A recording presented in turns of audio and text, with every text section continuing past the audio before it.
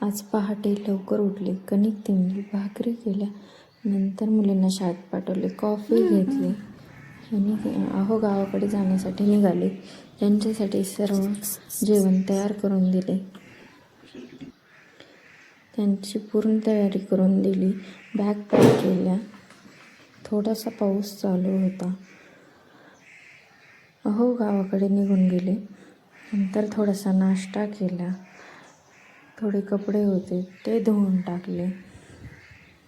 आज जरा पावसाचे वातावरण खूपच झाले होते. कपडे वाळतील का नाही याची शंका होती. तरी पण गॅलरीमध्ये कपडे वाळू घातले. नंतर घरामध्ये खूप पसारा झाला होता. आता मी भांडे पालते घालून घेतले. नंतर आहोंसाठी देण्यासाठी जे डबे काढले तेवढे काढण्यासाठी एवढा पसारा निघालाच म्हणला तर तो आवरून ठेवला. मुली शाळेत गेल्या होत्या. त्या आज माझ्यावर रुसून गेल्या होत्या. मला आज खूप काम असल्यामुळे त्यांच्याशी नीट बोलताही आले नाही.